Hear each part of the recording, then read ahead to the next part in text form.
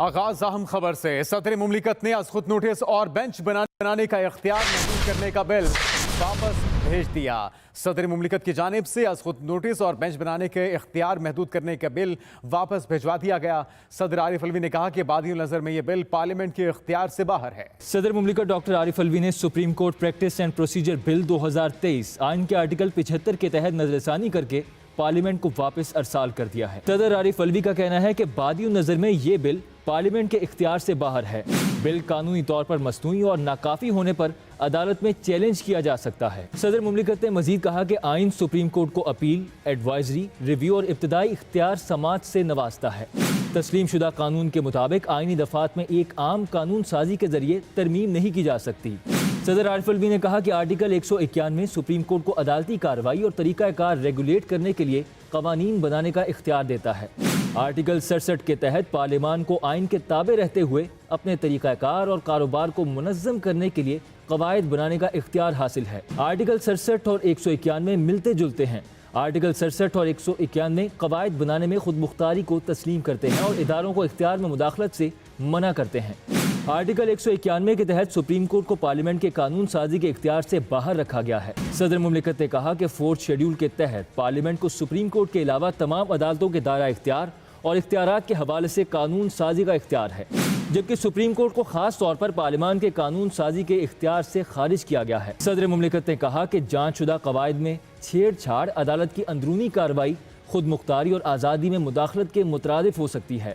خالد Mahmood, express news, اسلام آباد۔ صدر عارف الوی نے عدلیہ اصلاحات بل واپس بھیج کر ثابت کر دیا وہ ملک کے صدر نہیں، پی ٹی آئی کے سیکریٹری جنرل ہیں۔ وفاقی وزیر شیر رحمان کی جانب سے یہ ٹویٹ کیا گیا جس میں انہوں نے کہا کہ صدر نے پارلیمنٹ کے ہر فیصلے کو تحریک انصاف کی نظر سے دیکھا ہے۔ شیر رحمان کی جانب سے ٹویٹ میں یہ کہا گیا ہے: چیف جسٹس سمرتا بندیال نے جس طرح اپنے متنازع فیصلوں سے سپریم کورٹ جیسے مؤسس ادارے کو تقسیم کیا، اس کا واحد حل اب ان کا استعفیٰ ہے۔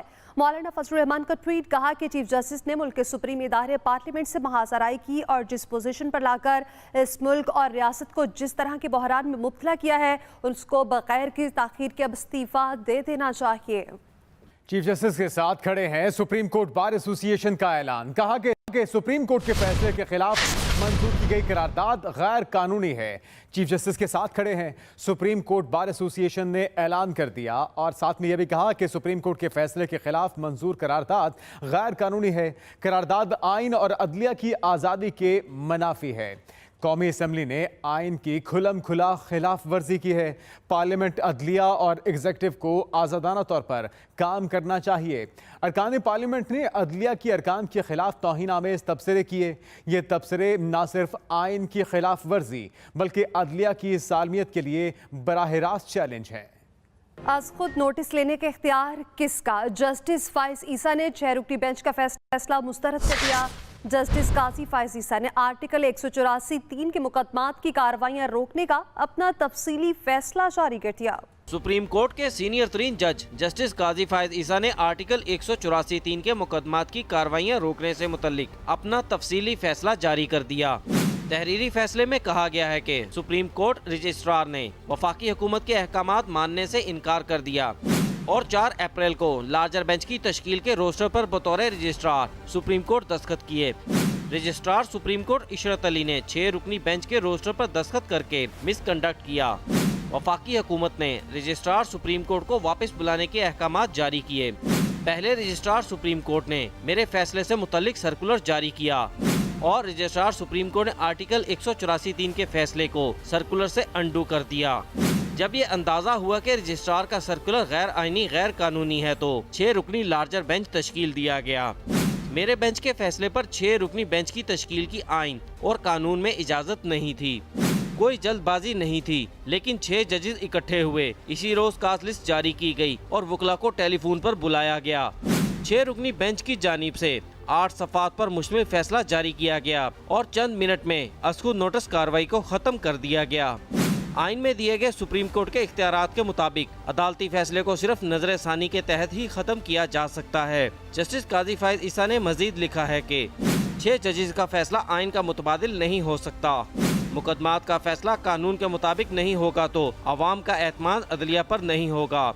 आमरीत की झलक पर मबनी फैसला आइन का मुतबादिल नहीं हो सकता। Aqeel Afzal, express news, Islamabad. तहरीक इंसाफ के रहनुमा फवाद चौधरी का कहना है कि हुकूमत ने मुज़ाकरात के लिए बैठना है तो इलेक्शन पर बैठे, इलेक्शन के रूल्स के हवाले से बात करें। मज़ीद जानते हैं लाहौर से तालिब फरीदी से। तहरीक इंसाफ की हुकूमत को मुज़ाकरात की पेशकश। लाहौर में फवाद चौधरी और हमाद अजहर ने न्यूज़ कॉन्फ्रेंस में मुज़ाकरात का डोल डाला। फवाद चौधरी कहते हैं सदर मुमलिकत का अदालती इस्लाहात का बिल वापस भेजना दुरुस्त इक़दाम है।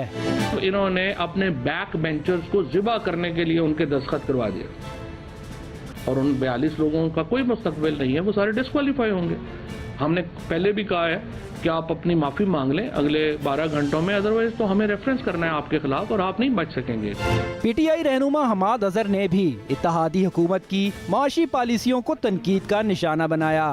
जो ये मईशत का हाल है और जो इस वक्त गरीब का हाल है, गरीब का पेट आपके जाली ट्रेंड से नहीं भरना, वो भरेगा जब आइन और जमहूरियत की पासदारी होगी, एक नई मुंतखब हुकूमत आएगी।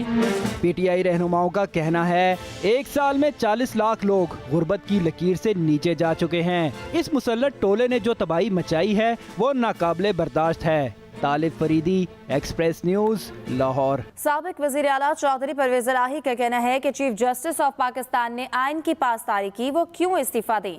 इस्तीफा शहबाज शरीफ थे जो आइन को पामाल कर रहे हैं। साबिक अरकान कौमी और सूबाई असम्बली से मुलाकात में चौधरी परवेज़ इलाही ने कहा इस्तीफे का मुतालबा करने वाले नवाज शरीफ खुद अदालती मफरूर हैं। इनके भाई शहबाज शरीफ इलेक्शन से बचने के लिए इदारों का इमेज तबाह कर रहे हैं। पंजाब की कठपुतली निगरान हुकूमत के गैर कानूनी अहकामात मानने वाले अफसर खबरदार रहे, हम राना सनाउल्लाह और मोहसिन नकवी को कटहरे में खड़ा करेंगे।